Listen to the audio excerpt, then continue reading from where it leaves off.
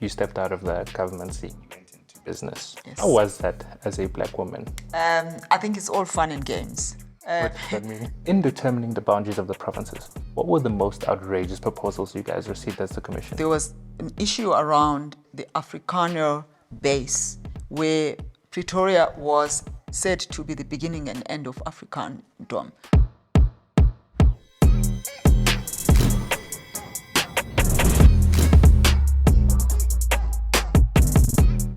Welcome back to Palatable Politics, a show where we take the complexity out of politics and make it palatable for you. With me, your host, TJ Maslela. Welcome to the show. In today's session, we're going to be discussing women in business, spatial planning, and also philanthropy. Here to give us insight is none other than Dr. Lulu Gwagwa. Welcome to the show. Thank you so much, TJ. So, you are the first black town planner in SA, chair of Baller World, non-executive director of a few boards. Where did it all start? Well, I would say it all started in a small rural village in Mzimkhulu. It's called Krumhoek. Okay. That's my rural village, and I say that because everything I do, everything I am, everything I have, actually starts from there. That's my base. That's my place of grounding. And whatever I do, it's always about what would people, if people of Krumhoek saw this, would they heart, would they disown me, or would they clap? So that's something that's very important. And secondly, it's my father. My father died probably 41 years ago, but he's very present in my life. I'm the firstborn, and he's a guiding light. He used to say to me, if you do something and I appear and you would run away, then you should know you shouldn't be doing that. So I still have this thing in my mind that if I do something, would I run if my father arrived? And it's become even more now because I think I've got this belief that he's ever present, so I've got nowhere to hide. So that's where it all started, and that's where it's still based. It's a solid moral foundation. You should try and apply it. Okay, and now your journey in terms of from school to how you became the chair of Baller World, the CEO of Leroko.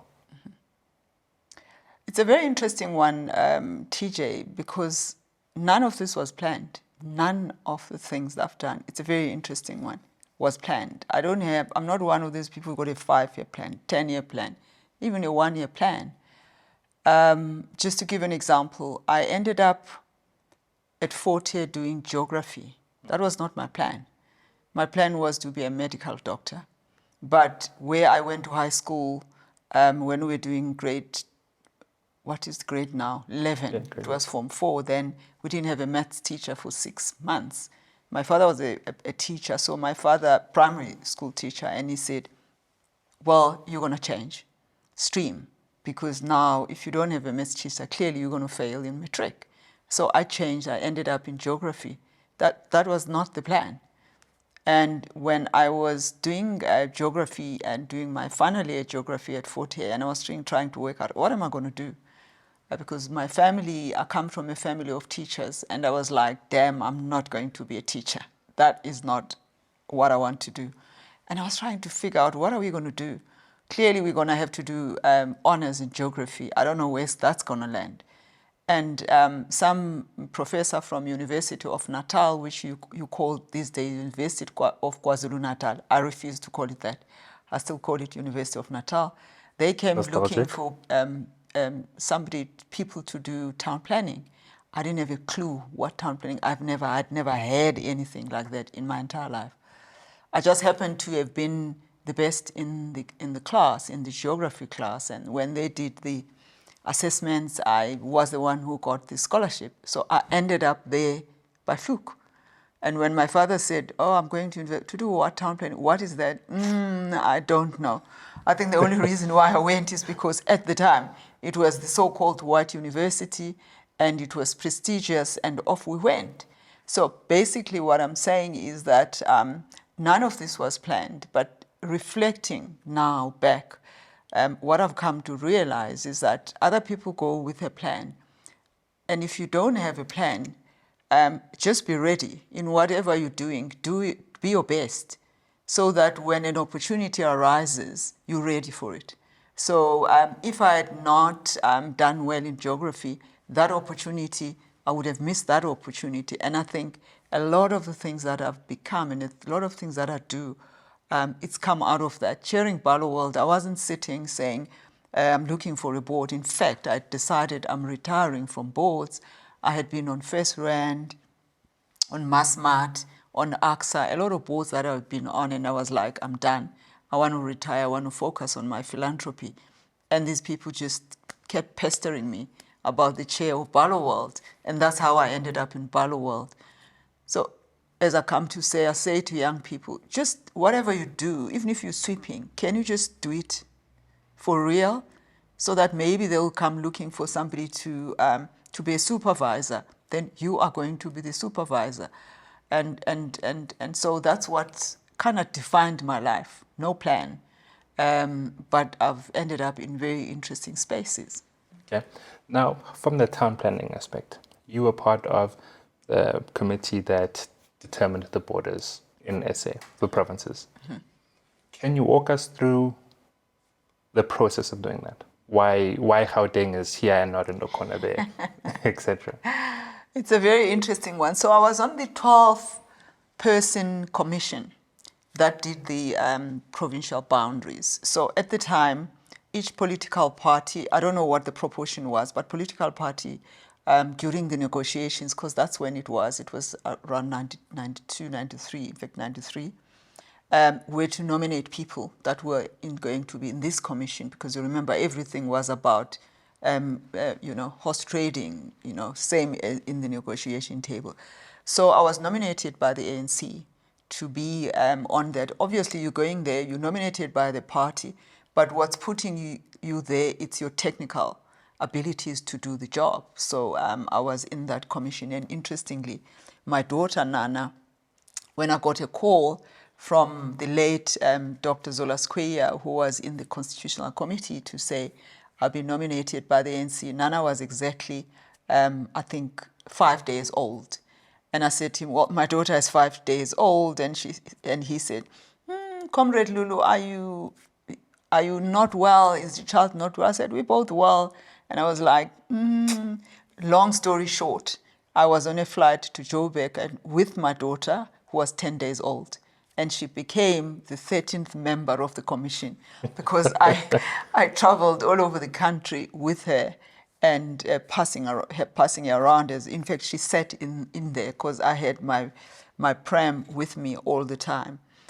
But so let me start by saying, when you do boundaries are about spatial planning. And spatial planning is about allocation of resources. And I think that's what people miss sometimes. It is about allocation of resources, because you're essentially deciding who sits where. And some people will sit this side, some people will sit this side, and some people will say, well, there are more resources, why am I here? So it's also a political exercise, because planning, although it's a technical exercise, it's also a very political exercise. Because if you are in the business of allocating resources, then that's a political exercise. But I always say it's a political exercise with a small p, not a big P, politics. Okay. And so, so essentially what we said there, we were looking at various variables. I think there were 10. I'm not going to remember them now because that was 92. But at the core of it, you're trying to balance economy, social, cultural is also very, very important, and a whole range, and also just topography. So you're taking various aspects.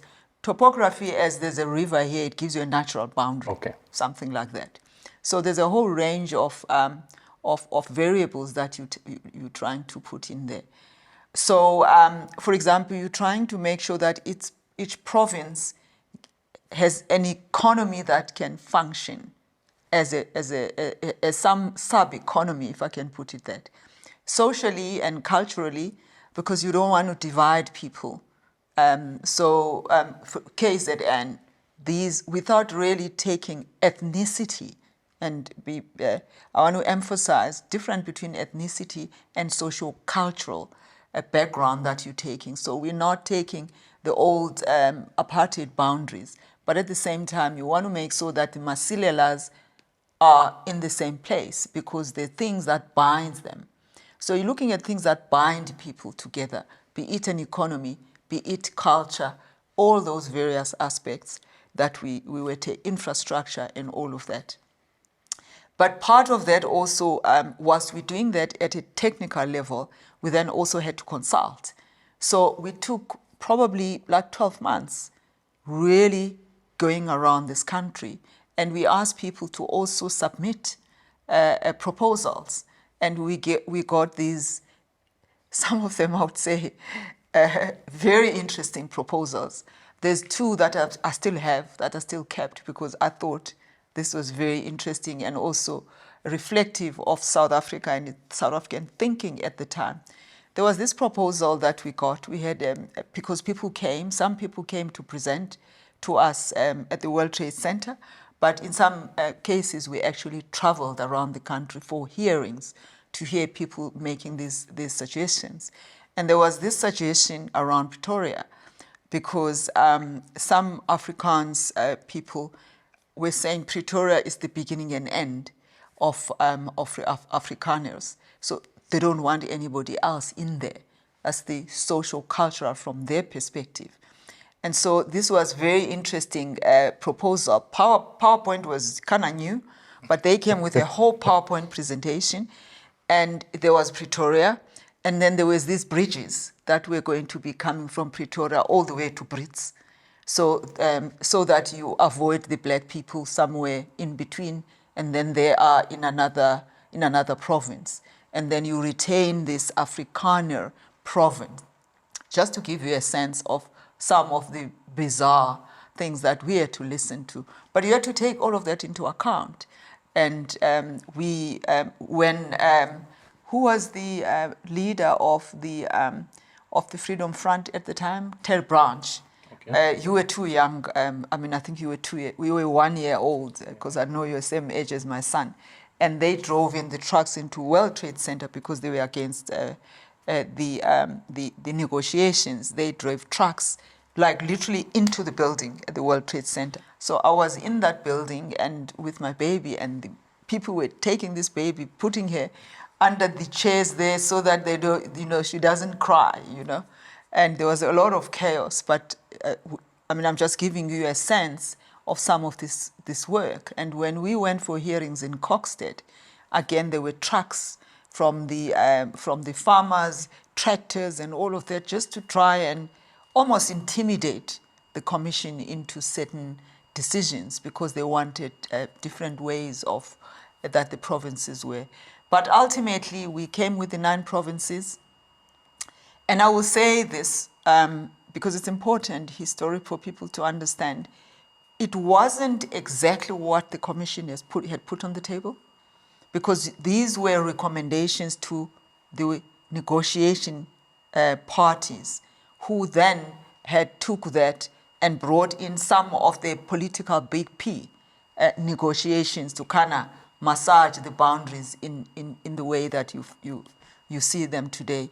And that's why you will see that the Umzimkulu area was in the Eastern Cape and changed to KZN. Later on, 2004, there's the Bushbuck Ridge area that also changed. So there were I think there were about 5 areas that were contentious, that kind of shifted because we had put certain reasoning, and the political parties negotiated them in a particular way. But I would say, as a planner, this was something that was quite historical. If you say, as a planner, what is the most interesting and historical thing that I ever did? It was just that opportunity to have been in that commission, because I look at provincial boundaries and I listen to people talking, and I'm like, you know what? I was one of the 12 people who actually came with these boundaries. Going back to the point that I raised earlier on, it's about being ready at the time, because I didn't know that that was going to happen. But I obviously had done a good job in whatever had been done, and the ANC could put their trust on me to go and represent the people of South Africa, because I don't think I was representing just the ANC. I understood where the ANC was trying to take this country, but it was beyond the ANC. It was about really how do we make a future for this country. It's the definition of luck, where preparation meets opportunity. Precisely. So now, one, how often do these boundaries need to be relooked? And two, does the naming of these provinces have a material impact in the day-to-day life? I don't think the naming has an impact, only to the extent that, I mean, if you look at how some of the names have changed, again, it's about ownership by citizens of that particular province, and also bringing their own history. If you look at Limpopo, it's about people bringing their own history. Mpumalanga, and those were provinces that were, I think it was called something else just after 1994. And it was all around bringing neutrality. Initially, it was about neutrality, like Eastern Cape. So you're not taking, you know, and I think in some provinces post that, people were kind of asserted themselves to say there's a history here. It's not just land. It's a social cultural space, because that's what it is. So I think that's what that's what I would say around that. How much of that needs to be changed if we are to take the next step in terms of development? Economic development in particular. That's a very interesting one, because if you were to ask me now, because I'm a planner, and I worked in government, a very senior official in government, and I worked in the public entity space, and looking after delivery, that is the delivery of development. I think the 3-tier, 4-tier system that we have is not the most effective way of actually delivering development. You've got national, we've got provincial, we've got district, and we've got local municipalities. We've got too many layers. So if you were to ask me, not as a politician, but as a development planner and as a development manager, meaning managing the delivery of development and services, I would say cut out one layer there. At the very least, take out one layer. These layers, remember, these layers were all around managing the politics. It was a political decision to have provinces. You probably will know that that's not where the ANC started with provinces, but we kind of, and the ANC ended up there because it was all about a negotiated settlement. But I think we are living the consequences of a negotiated settlement. Some of it is positive, some of it is negative, because you had to take everybody along and compromise some of the basics of what needed to happen. So these many layers, because if you think about it, you've got 100 Rand. Of that 100 Rand that comes from national, you got to pay a certain percentage to run provinces, not to deliver services, to run. There's a parliament, there's MECs, there's everybody, there's a whole institution of government. You come to district, you've got a district mayor, and. You come, so there's a lot of leakage, administrative leakage that goes in there. And secondly, each level kind of feels they've got to put their stamp on it. So national policy comes through, and you're supposed to do X, and then provinces, the politics there that change things there. You go to district, it's the same. By the time you go local, by the time you get to Kromhoek, my village, and you've also factored in the structures on the ground, be it the traditional structures. We've got too many things that are going on that are kind of disturbing, if I can put it that way, delivery. And no wonder our delivery is so inefficient and Solid. not coordinated, because there's just too many layers. Solid. So now moving from the town planning to now you stepped out of the government scene, you went into business. Yes. How was that as a black woman at the time? It was a big shift for me personally, and a very steep learning curve, because I'm a trained development planner, and you go to business, you almost like it's the other coin of it. So whilst I, as a planner, my primary preoccupation is socio-economic objectives, I come to business, it's financial objectives. And my head doesn't work like that. So I almost had to jigger my head to say, can I now try and look at the single objectives? And I will tell you this for free. I still struggle with that, with this, because it's in my blood, both in terms of how I was brought up, where I grew up, and what I'm trained as. And then I've ended up in business. But having said that, it is a very important sector of the economy as well. So I've enjoyed just my learning there. As a black woman there, I think it's all fun and games. What does that mean? In the sense that you get in there, people don't expect anything from you. Even when they've read your CV, they still somehow think you don't know anything. And that doesn't just apply to business, by the way, even everywhere when you go as a woman. People have read their CV. They started by saying Dr. Lulu Gwagwa, which means you have a PhD, which means you've studied something and you know something. But they quickly forget. They just see a black woman. And therefore, when you say something, they're kind of almost like surprised. And I think that we are in 2024, a lot has changed, and people have started to recognize the role that women play generally, and black women and black people in general. But it's still there. It's still there, where you go to almost like sit up around the table and like, I'm here, you know. And half the time people haven't quite prepared themselves for you. I will not mention the board. There's one board that when I joined that board and I walked into the boardroom, and I can still remember vividly because I had chosen to wear my red suit. So I wore my red suit, power suit, and I walked in there, and people stood. They didn't know what to do with me. Like, they didn't know whether they should pull a chair for me, and if they do that, it's condescending, or whether they struggled. And I could see that I was also unsettled because I walked into this boardroom. Here are these white males. So I felt uncomfortable as well. But what was interesting for me is also to see how uncomfortable they were too. But a year down the line, I mean, it was all fun and we were engaging. And it's one of the boards that I've enjoyed in my life most. I since retired from that board, but I learned a lot from those people around that boardroom table. Your transition to business, I assume it's also, was this before or after BE had come in? And how has BE influenced it positively or negatively?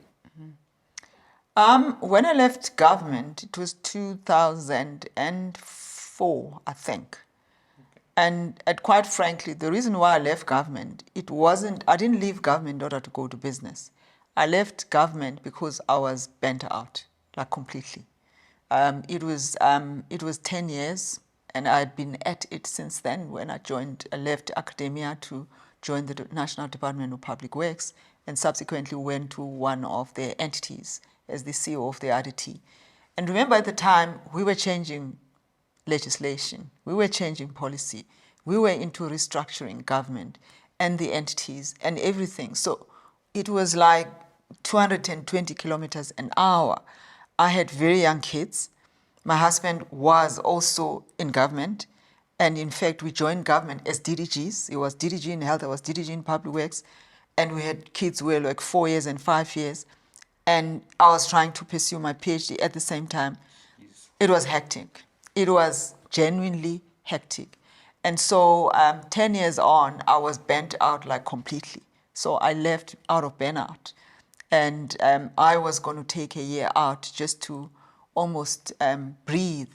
And then my intention was to go back to academia because I'd left academia in order to join government in 94, because this was like, you can't miss this bus. You are never going to have the opportunity ever again when a country is restarting to be in the heat of it. Be part of history. To be part of that history, certainly. And so, so I thought I had unfinished business in academia, so I was to go back. And two gentlemen who were retiring from government as well, Popo Mulife and Vali Musa, who had been senior to me, who were politicians, and Vali was a minister, Popo was the premier of Northwest, and I was an official, so I'd kind of engaged with them in that capacity. When they saw me out of government, they were like, you coming, you join us. I said, no, I'm not doing business, going back to academia. Okay, Comrade Lulu, just whilst you are around, just pop into the office. You know, I'm still popping in the office. I don't know how many years later. So, so I went into government again, into business, purely by chance of having been invited. They were starting something. And it was also very interesting to be in the team that started Lyrico Investment. But I hadn't planned it at all. Okay, now moving to the philanthropy aspect. And I assume it's one of the reasons why you accepted the offer to be chairperson of the First Rand Empowerment Foundation. Yes. Can you just walk us through as to what the foundation does, objectives? The First Rand Empowerment Foundation I was still on the board of First Rand at the time.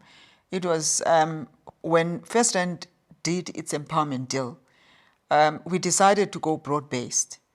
And so it was a number of foundations. It was broad-based entities that were part of that deal. So it was WDB, Women's Development Bank, it was Kagiso Trust, it was MIC, Mine Workers Investment Company or Trust. And then we also formed a foundation, which was First Rand Empowerment Foundation. And there was another foundation which was going to look after staff in terms of education. So First Rand Empowerment Foundation really was formed to be a vehicle to support empowerment initiatives out there in society. And so, so we own the First Rand Empowerment Foundation, therefore, owns a significant part of First Rand. And it now runs on the dividends that we receive from First Rand annually when First Rand declares dividend. And we see this with this very big endowment, which is holding the shares of First Rand. So somewhere in the order of about 8 billion rand is what a First Rand Empowerment Foundation is worth. And we focus on 4 pillars. It's education, higher education, and training. We are in agriculture, we are in health, and also GBV. So those are the areas that we've decided to focus on. And I was asked by First Rand board to chair the First Rand Empowerment Foundation when I retired from the First Rand board. In your individual capacity, you've done a lot. Yeah. Can you walk us through the 2 initiatives in particular? TJ, I started doing work in the villages of Umzimkulu, where I come from. Like, I don't know when that started even. And it all came out of my father. Again, as I said, my father guides the things that I do. I watched how he was giving back and in different ways in the village. And so I kind of followed that. Almost it was automatic that I would do that. So I kind of continued from where he left. So I support education in the villages from where I come from, small bursaries for young people there, particularly those that are orphans. And we've got engineers now that are out there having qualified out of that support. And also support the school where I come from, mobilize funding to build the school and continue to support that.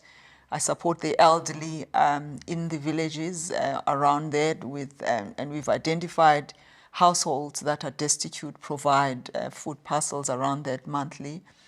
And so it's that kind of work of really community-based work that I do, and my family and my siblings that we continue to do there. But the work that has come to really occupy a lot of my mind and my big passion is Traversing Liminality, which I started in 2016. And Traversing Liminality supports young black women. Can we start with the name? The name Traversing Liminality, Yes. to traverse is to walk across. Okay. A liminal space is a space of uncertainty. I think it's a Greek word. So it's to support young African women to walk through the space of uncertainty. And here we decided to focus on the age group of 21 to 30. And 21 to 30 is a big space of uncertainty where you're trying to work out who you are. You've got one foot in adolescent and one foot in adulthood, and you trying to work out where you're going. It's the first time you're leaving home. It's the first time you're entering the world of work. It's the first time maybe you get married, unlike you, past 30. It's the first time you may be having a child. It's the first time maybe you're having a serious heartbreak. The big decisions that people in the age group of 21 to 30 go through, and nobody's supporting them. A lot of entities will take UNICEF. They focus on the girl child or young or children. So from that to about 18 or something like that. And then you'll find that a lot of people then will support women when they're moving from middle management to senior management or to the C-suite. But nobody is saying when they start. Let's support them when they start so that it's easier for them to progress. And so having been there myself, and interestingly, at the time, I was raising a young woman. My daughter is turning 31 this year. And so I was watching her and I was like, I mean, she's struggling with the same things that I struggled with many decades ago, and nothing. Things have changed, but things still haven't changed. Have changed, but really haven't changed for these African women. They still struggle with this intersection of race, gender, generation, and culture and religion, because these are the five things that hold women together. It's the intersection of those that hold them back. So my daughter is raised in a very privileged environment, so she's not struggling with what she's eating and everything. But the fact that she's a woman, the fact that she comes from a particular culture, the fact that she's young, the fact that she's black still holds her back despite everything else that's out there. And so I decided to focus on that age group. But I'm not focusing on, because as I say, these are young women that to a large extent are qualified. So they're entering the world of work, young doctors, young lawyers, young writers, young this. But although they're qualified, they're struggling with their inner being, self-mastery.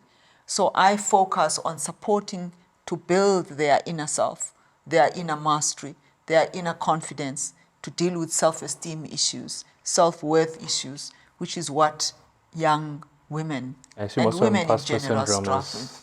Imposter syndrome, on all of those things. So you're a qualified young lawyer and you've qualified from UCT or whatever, cum laude, but you still go in there and people and yourself, you don't trust yourself. And that's what we are focusing on in Traversing Liminality. But it's also a Pan-African platform.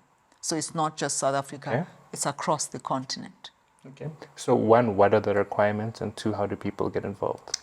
Ladies. You have to be an African woman. African here means you are from the African continent. It doesn't matter where you are in the world. Like, for example, if you take the cohort of 2024, we've got women sitting in Gabon, women sitting in Canada, Nigerian woman sitting in London. And so it doesn't matter where you are. Then Kenya, as long as you define yourself as African, Black African, to be quite specific, because there's something specific about being Black African. So that's the first thing. You must be in that age group, 21 to 30.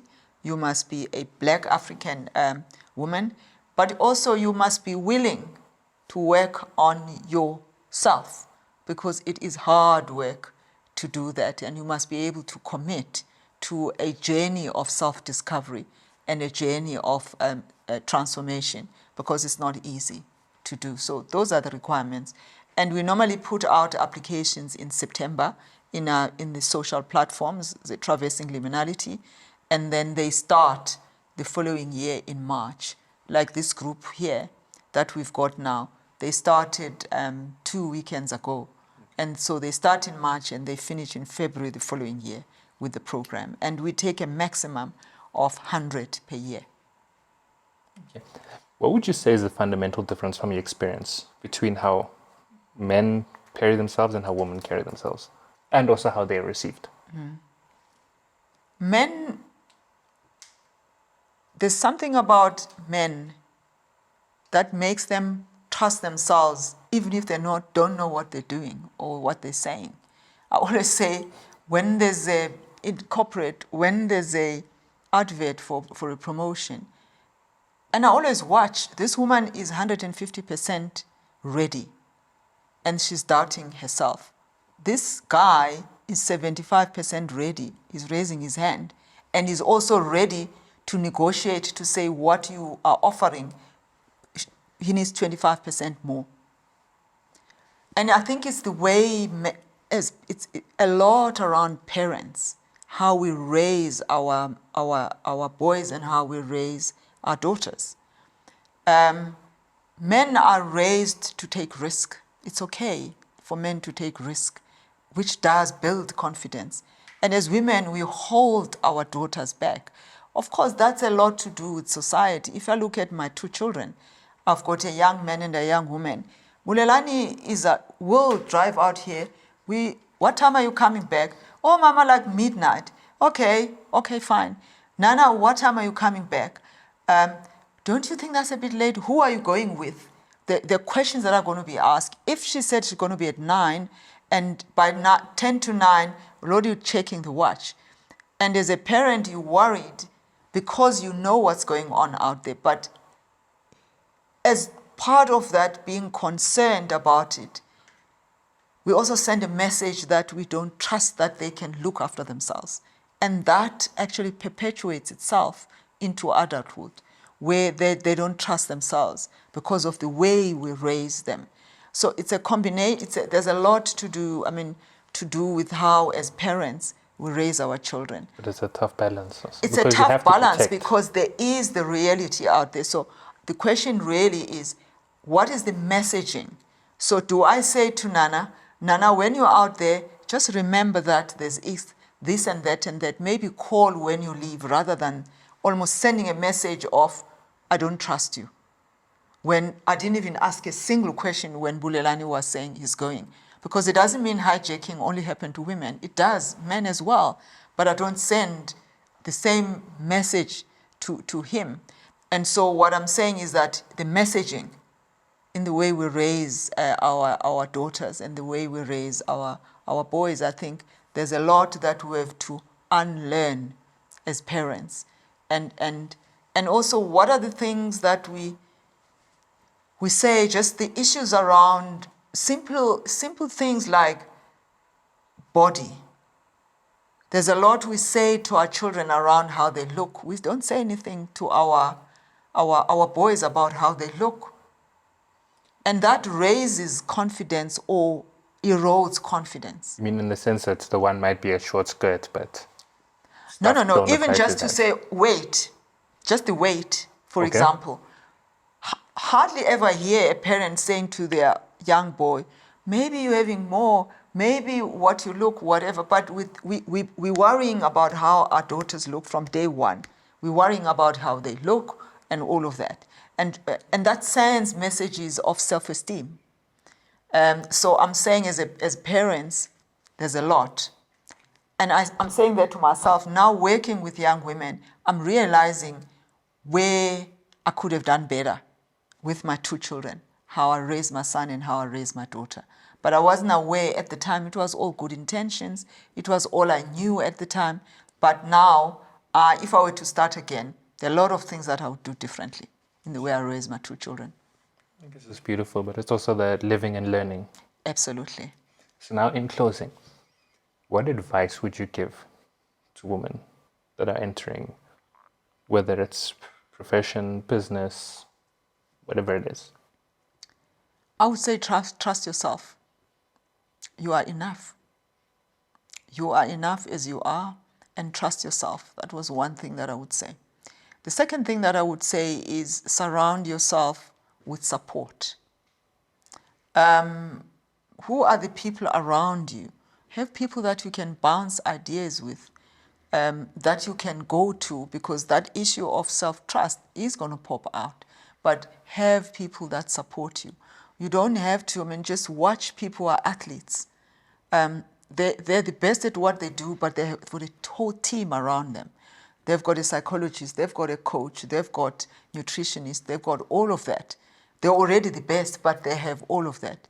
And I would say to women, given the environment that we face out there, have a team around yourself, just a board of directors kind around you, that you know when you're going into that meeting to do that presentation that you know could change your life. I'm going to call Lulu just to give me that support, to say, you've got this, and you go into that boardroom.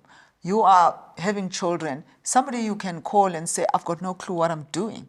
And men go and they play golf, they do all of these things, they're chatting, and in the process, they're kind of supporting each other. But as women, you come from work, you're running back to home because you're going to cook, you're going to do this. We don't have this environment of support.